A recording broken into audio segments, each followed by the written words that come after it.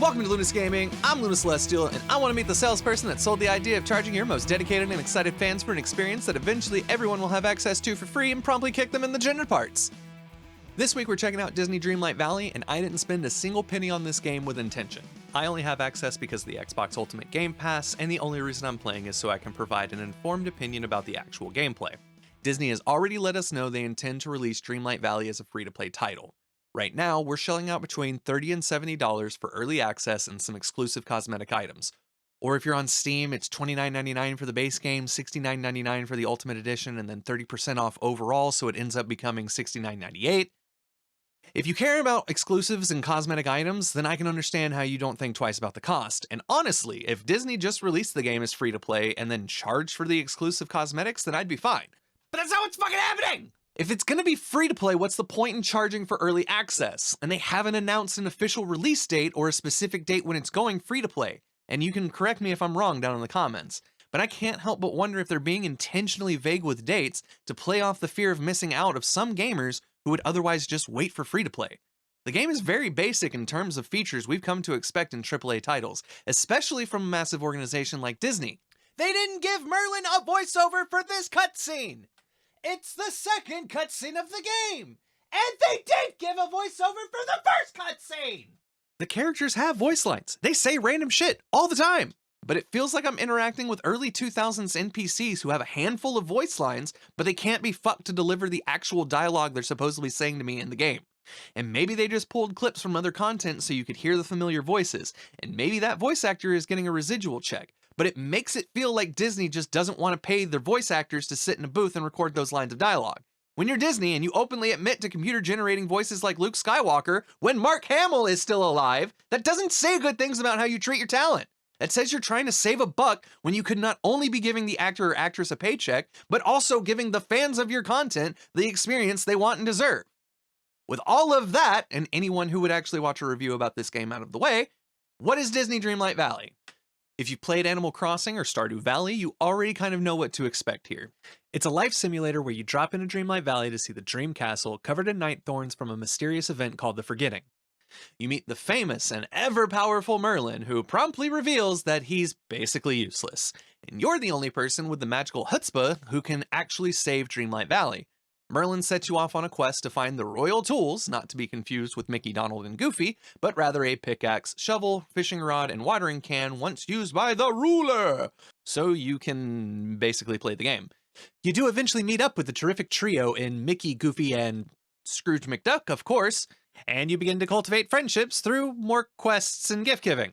It is eventually revealed that just because this is an early access game, there are in fact more than 5 characters, and everyone else who lived in Dreamlight Valley promptly skedaddled when the Forgetting happened. So your ultimate task becomes traveling to other worlds and convincing those characters to come back home. But you can't just say, hey, you don't actually live here, you have a home in Dreamlight Valley, would you like to come back home? And then let the characters make their own decisions, thereby instilling in the impressionable members of the audience that are playing this game that letting people make their own decisions is probably the right way to handle these situations. But who's worried about what message we're sending? Each new character you meet in another world, you have to coerce into helping you by saying something like, my friends back home need help, and the character will be like, oh no, I need your help doing something here in this world before I can help you help your friends. So you help the new character with whatever dumb quest they need you to do in their world. It especially felt weird with recruiting Moana, because it seemed like we browbeat her into leaving the island. We went from, my friends need help, to, you sure are all alone here, to, why don't you have a home? Why don't you want friends? Why do you like being alone? What is wrong with you? You are broken. Leave this place. And I can entertain the argument of your actions being under the guise of what's best for the character and fixing Dreamlight Valley. But we've opened a portal between the new world and Dreamlight Valley.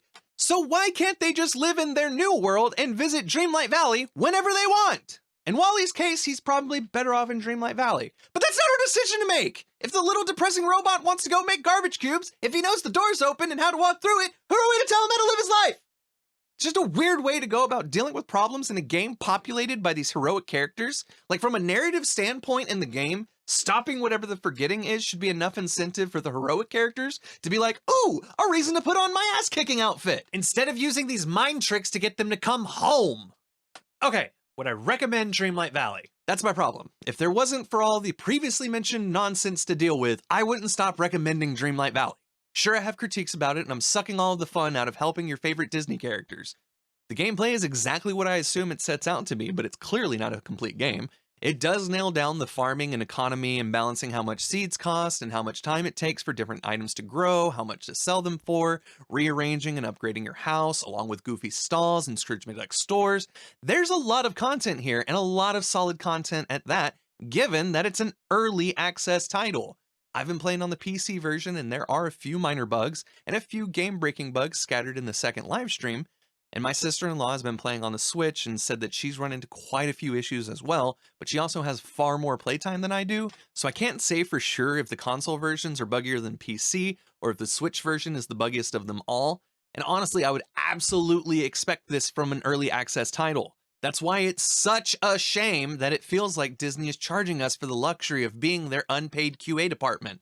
And again, if Disney just wanted to offer exclusive cosmetics and incentives to spend money before the game was fully released, then I wouldn't have a problem. If Disney wanted to make the early access period free and then charge for the full experience once it's released, that seems fine as well. But forcing your player base to spend money on early access when you intend to release the full game as free to play seems so scummy on so many levels, and I can't believe we as gamers have let our spending habits tell these companies that they can get away with stuff like this. And, well, that's Disney Dreamlight Valley. Let me know down in the comments, are you planning to pick the game up? Do you care about the paid early access period? Are you planning on waiting until Disney Dreamlight Valley goes free to play and then buying the Ultimate Deluxe 50th Anniversary Golden Limited Edition exclusive one-time only day one launch special cosmetic items season pass bundle pack because you know they're going to do something like that? Don't forget to like and subscribe because next week we're checking out Psychonauts. I'll see you in the next live stream.